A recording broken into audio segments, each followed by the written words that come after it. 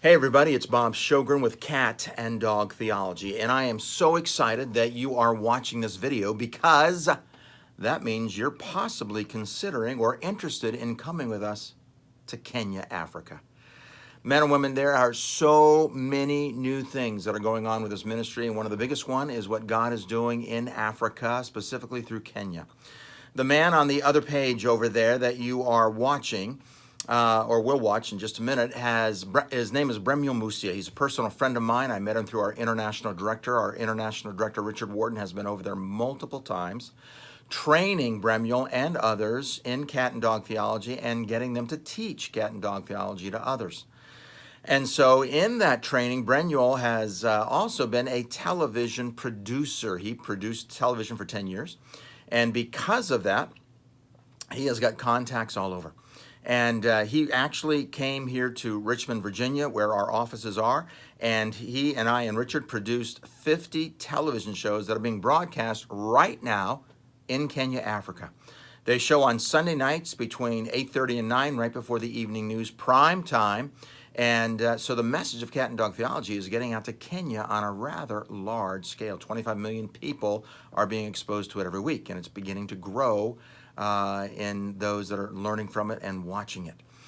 But because of that, because the message is getting out, Bremyo wants you to come and join him and fellow Kenyans. You'll be working with other Kenyan teenagers to get the message of Cat and Dog Theology out to kids your age as well as to elementary kids.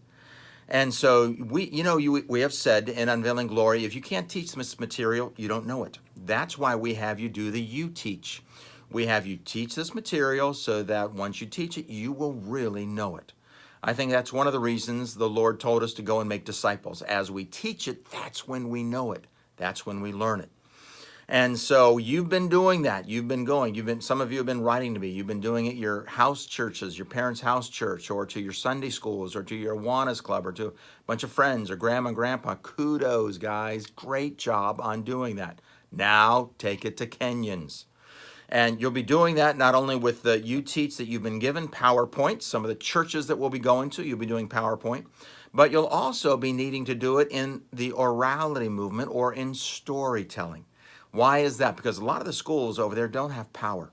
So you're not going to be able to use laptops or projectors, so you're going to have to do it in story form. So we're going to train you in 10 stories that you can learn and that have questions after it to get them to think about, are they living for God? Or do they expect God to live for them? And so you'll be trained in the orality movement. That training will take place from July to November, right before we leave. And a little bit of it right there, actually, our first day in the orientation. But I want you to go. Now, a second reason I want you to go is I want you to get out of your bubble.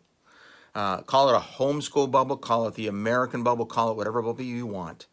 But there are people who are so comfortable where they are right now that it's like they're in a bubble. And they need to get out of that bubble. They need to get out of their comfort. They need to get out of their security. Why? It'll cause them to trust God more. Listen, if you go to Kenya, Africa, you'll be excited and scared to death. You'll be saying, God, what am I doing here? And he'll be saying, yep, that's exactly where I want you. I want you trusting in me. I speak in perspectives courses all over the nation, and one of the things that I tell the students there is that I believe one of the primary reasons God wants you to go to the nations is not so much for the Muslims or the Hindus or the Buddhists' sake. He wants you to go for your sake. Why? Most Christians have their security in their culture and not in their God. They know where to get things, how to buy things, the value of $1, how to get transported from one place to the next place, how to talk to a person, what's offensive, what's not. They know everything pretty much. When you go overseas, you hardly know a thing, and you're scared to death. And that's when you cry out, oh, God, I need you. And that's when God says, I got you right where I want you. And you grow like never before in your relationship with God. So I want you to pray about coming to Kenya for your sake. I want you to get out of your bubble.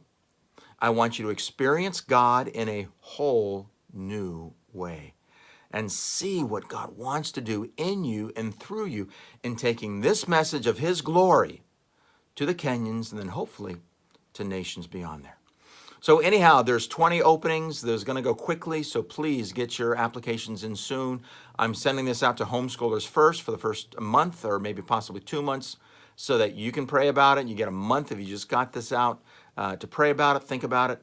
And then starting in, this is February, so March, April, probably April 1st, I'm going to be sending it out to everybody so they can start taking time to pray about it, because we'll be having both adults and children. But if we get filled up all with homeschoolers, it'll be full.